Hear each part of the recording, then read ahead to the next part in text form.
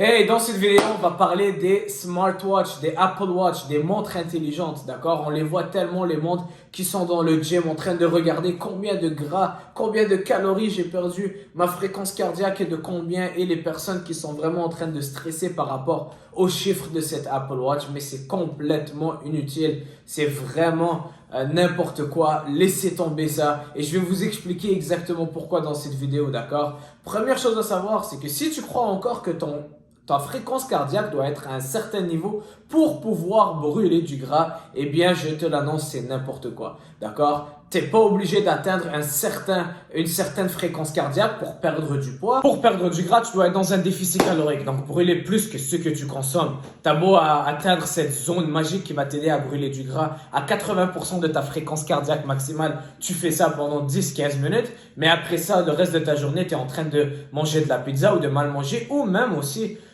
tu fais plus rien le reste de la journée, donc tu bouges presque pas, mais tu as juste fait ces 15 minutes-là d'intensité élevée. Est-ce que tu penses vraiment que tu vas magiquement faire disparaître ton gras? Non. À l'opposé de quelqu'un qui va faire de la marche rapide, par exemple, sans forcément que cette fréquence cardiaque soit aussi élevée, mais tu fais ça pendant 1 heure, eh bien, tu vas brûler plus de calories et tu vas perdre du poids, bien sûr, tout en t'assurant que ton alimentation est bonne. Donc, tu n'es pas obligé d'atteindre cette fréquence cardiaque. Donc, premièrement, regardez ton Apple Watch pour voir quelle est ta fréquence cardiaque, c'est inutile. À moins que c'est pour te booster ou bien essayer de te surpasser.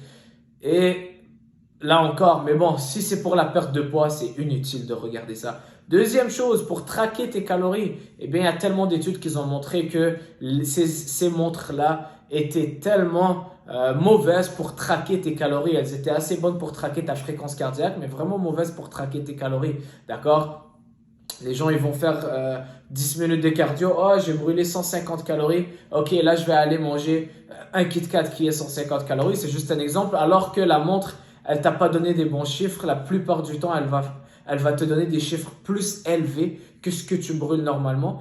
Mais c'est pas ça le problème. Le problème, c'est que tu brûles pas juste 150 calories lorsque tu fais du sport, mais ton corps va commencer à brûler plus de calories par après aussi. Ton corps continue de brûler des calories tout au long de la journée. Lorsque tu bâtis de la masse musculaire, tu as un retour sur ton investissement qui va venir tout au long de la journée et même des semaines et des semaines plus tard parce que tu bâtis de la masse musculaire, tu accélères ton métabolisme, ton corps a besoin de plus de calories pour maintenir tes muscles. Donc là, tu brûles encore plus, tu accélères ton métabolisme. Donc, tu as un retour sur l'entraînement que tu fais pour beaucoup plus longtemps que juste les 150 calories que ta montre te le signale. Donc, c'est vraiment pas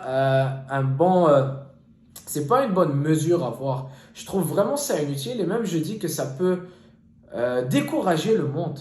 Voir les Apple Watch, oh, j'ai juste brûlé 150 calories, mais mon repas est de 400 calories, alors ça sert à rien l'entraînement. J'ai tellement entendu ça, tellement de gens dire ça, et ils abandonnent parce qu'ils ne voient pas des bons résultats sur leur Apple Watch, ça les décourage, d'accord? Donc ça ne sert à rien, ne compte pas les calories que tu brûles. Si tu fais du cardio, puis la machine te dit que tu as brûlé 50 calories, mais c'est pas juste ça les bienfaits. Les bienfaits ne s'arrêtent pas à ce que la machine dit. Premièrement, 99% du temps, ça va être faux ce que la machine va te dire. Deuxième chose, les bienfaits ne s'arrêtent pas juste à ce que tu as brûlé maintenant, mais comme je l'ai dit, je le répète, ton corps va continuer de brûler des calories au fil de la journée. Et ensuite de ça, lorsque tu fais de la musculation, tu bâtis de la masse musculaire. Donc, tu n'es peut-être pas en train de trop brûler de calories au moment même, mais tu es en train de transformer ton corps en une machine qui va brûler et brûler et brûler plus de calories en long terme au repos parce que tu es en train d'augmenter ta masse musculaire.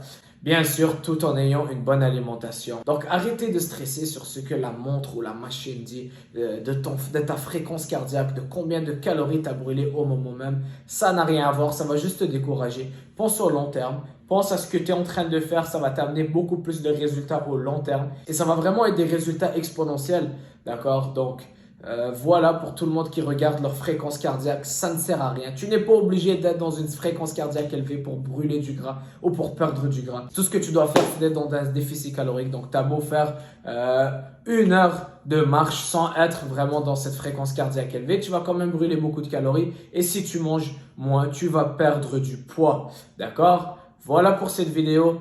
Si tu as aimé cette vidéo, si tu as trouvé ça utile, laisse-moi un commentaire, ça me ferait plaisir et on se voit très bientôt. Ciao!